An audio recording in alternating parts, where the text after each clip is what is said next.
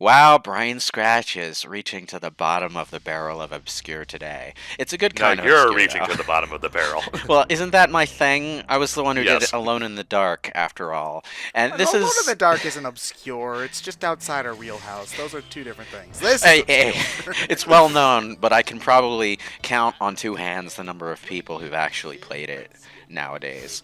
In any case, this is an old early PS1 2.5D platformer in the vein of Klonoa, but I would say more fast-paced. Developed by Toys for Bob, Oh, specifically. those are the Skylander dudes. Yeah, That's interesting. Skylanders, Spyro Reignited and stuff. Follows protagonists Fargus and Nikki. Pro tip, play as Nikki, because in Pandemonium 1 she's the only one with any sort of advantage at all. And basically, they summon a demon from hell As who, you do, you know. they accidentally summon a demon from hell. This fucking hand puppet looking thing, and I'm not using that term loosely. Look at the animation on this. Like, I'm pretty sure they literally mocapped a hand puppet for this thing. Rob Nom.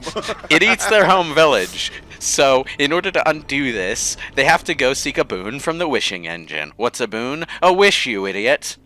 I love the voice actors for Nikki and Fargus, by the way, and the fact that these voice actors don't return in the next game is half the reason I hate their characters in the next game. The other half is that their character designs suck in the next game, but, you know, that's what happens when the original developers lose control over a project and it gets taken over by the publisher instead. I'm surprised there even is a second one, considering I've never even heard of the first one. Well, it wasn't exactly obscure at the time, but it came out at a time when PlayStation gaming was making a heavy push toward 3D. I would What say year that did this come out? 96. 96. Yeah, that's It pretty says, early. it says so right there. That's pretty Yeah, early. I think it was 96. In any case, yeah, 2.5D at a time when there was a big push to 3D. And I'm pretty sure these kind of games only made it through Sony's 3D focused marketing. You can switch characters whenever you like on the map screen, by the way. That's a pretty nice feature. It would be a nicer feature if Fargus was worth a damn. But So what makes what's her name better? double jump. Yeah, Well, that okay, that then. would do it.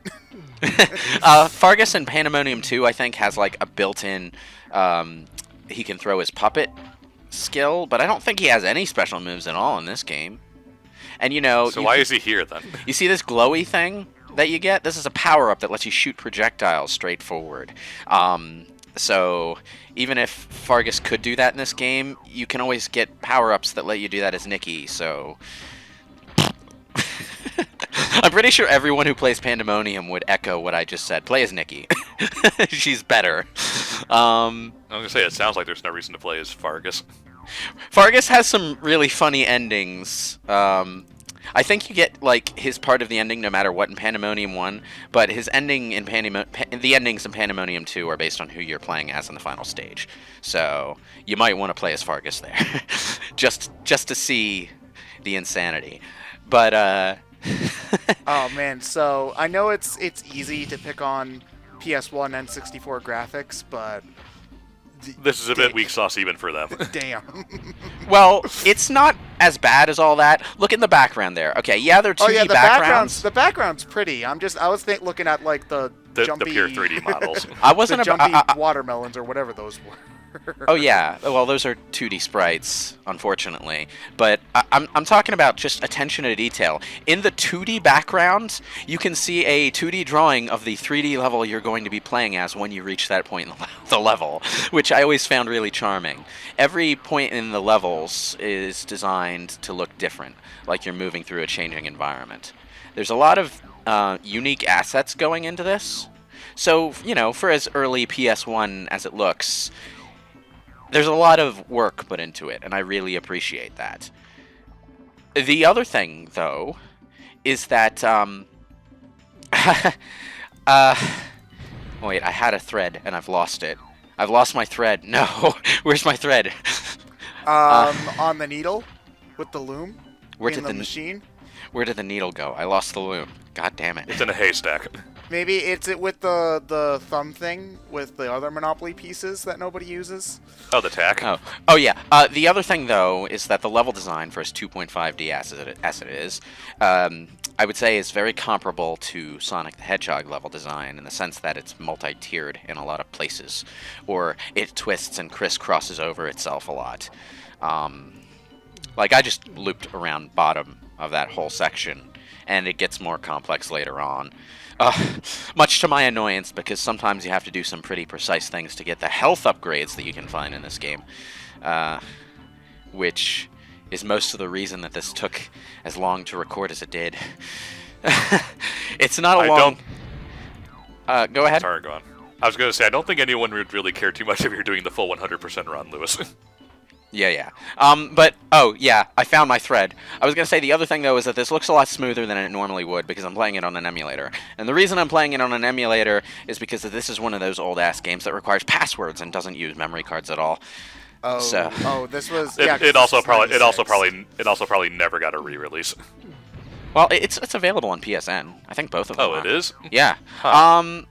I own it on PSN. I could have recorded it off my PS3 if I wanted, but I didn't want to because of the password system, and that password system makes retrying levels to get the heart containers a pain in the butt.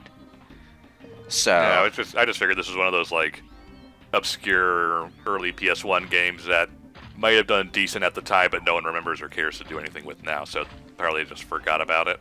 It's more like cult classic status, I would say.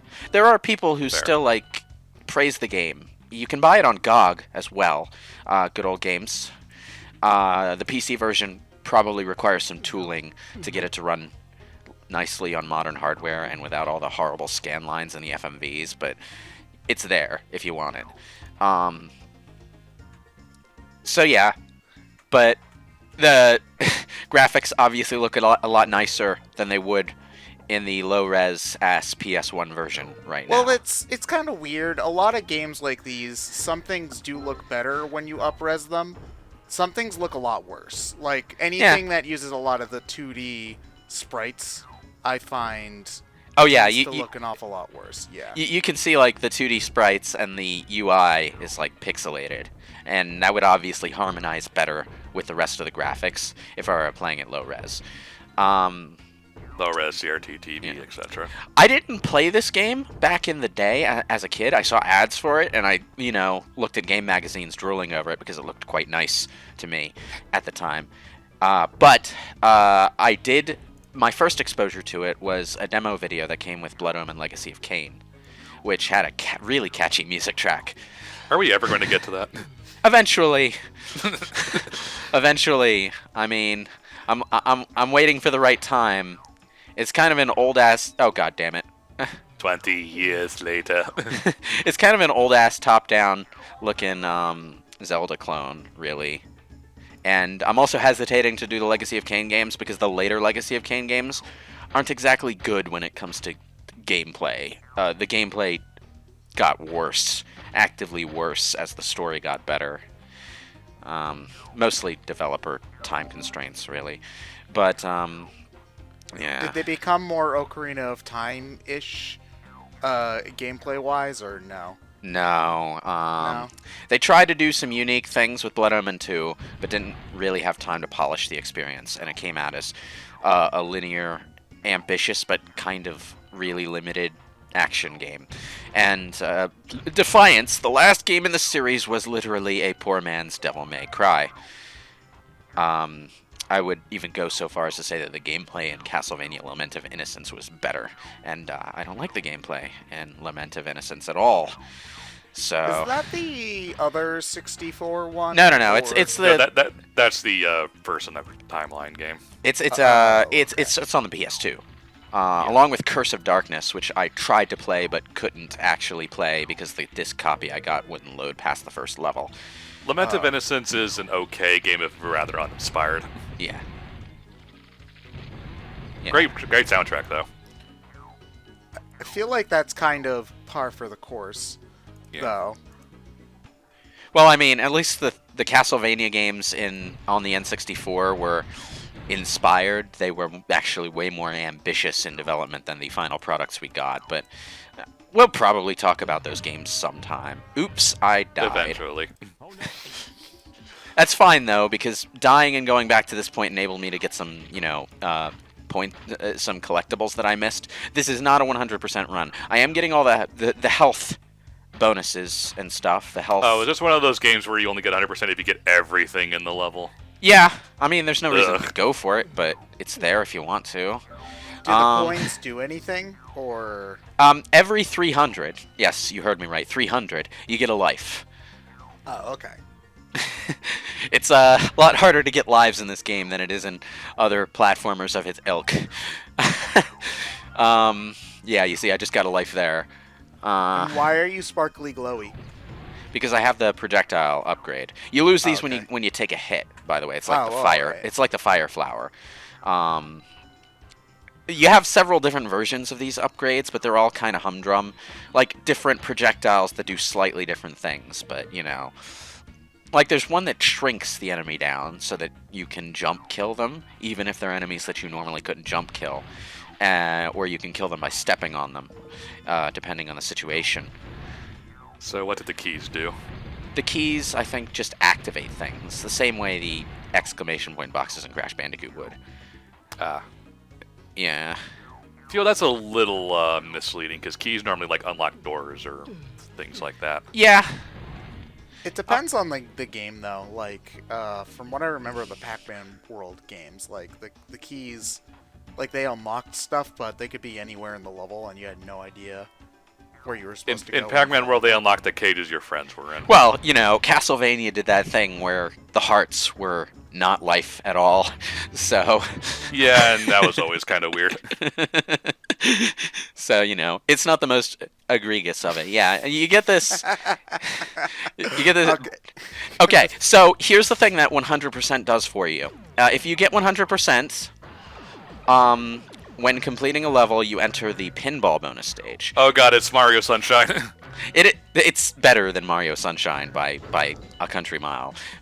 Ouch. We were just talking about Konami after all.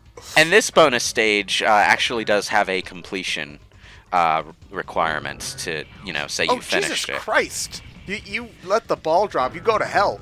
Okay. It's Sonic Spinball. Yeah. This is another reason that I wanted to use save states, by the way, because it's really easy to lose that bonus Is it supposed stage. to be green? No. That's another side effect of me using the emulator. Some of the load Some screen things probably don't load in correctly. Yeah, some of the load screen things flash images of things that were on screen before, or now you can green screen her running away from the truck from Sonic Adventure 2. So it's a side effect of me doing that. But in any case, one of the reasons I wanted to use save states is because I wanted to actually show this bonus stage being completed. The reason I wanted to show this here is because, well, number one, stage 1 is the easiest level to 100%, logically. As it usually is, yes. Yeah, and so getting it over with here was the easiest way to do it. Oh, you can press those? Yeah, and they open one of the sides down below that you need to go to get all of the tokens. In order to complete this bonus stage, you need to get all of the collectibles. So, I was always really bad at pinball games. Like, I can't aim the ball at what I want to hit to save my life. I'm much better at real life pinball than I am virtual pinball. You see, I'm even worse at real pinball than I am at virtual pinball. While Pandemonium does attempt to emulate some of Sonic the Hedgehog's bouncy feel, I would say it's not very good in the way of pinball physics. So it's more just general bouncy physics, really, which is what they showed off in a lot of the early footage that I saw with Blood Omen. Really, it's interesting seeing how they advertised stuff back in the 90s, and I guess to a lesser extent the early 2000s, because you didn't have YouTube at that point, so you never really got to see footage of a new game. You got magazine commercial, but yeah, some magazine screenshots of games weren't even actually screenshots, but were like concepts. So Or early builds, yeah. or very early builds in some cases, yeah. But like the picture of Dust Hill Zone that we saw for Sonic 2, for example, was I think like just a picture that they assembled from concept imagery. So that kind of stuff Yeah. can be interesting. And you don't really get that kind of thing in modern trailers because people get upset, and rightfully so, when you show them something fake. So, Yeah. but I mean, again, back in the 90s, like that's kind of all you had to go on. So, like, I don't really remember even seeing a lot of trailers or Ooh. commercials for video games back in the day. Like, I I remember mean, there were plenty of Pokemon. commercials for games, but Yeah, but I don't remember ever seeing them. I remember the Pokemon commercials and the Banjo-Tooie one. I remember the And Final Super Fantasy Sma- VII commercial, which was all just clips of the CGI. as I I swear remember did a lot of back in the day, yes. the Final Fantasy X commercial on fucking Toonami, and the Jack and Daxter commercial, actually. Yeah, it was 2000-ish when I remember once seeing footage of the game became more common, because I do remember Toonami clips of video game kind of stuff. A little bit. Ooh. Tom reviewed games a lot.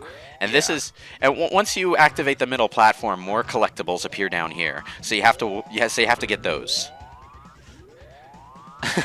This is a lot of crap to get for a bonus stage. Well, it's This a bonus stage that it's a bonus stage that it's a bonus stage that, you know, in a regular playthrough you're probably not even going to activate, and in even a skilled playthrough you might only get once or twice. The regular bonus stage that you get for just like getting 80% or so of the tokens is a lot easier to lose, so you're not gonna get much from that. But and that password, Fadaga. yeah, your reward for doing that, by the way, is multiple extra lives. So if you can swing it, by all means, because you're gonna need those lives. It's not an easy game. And with that, I will see you all in part 2.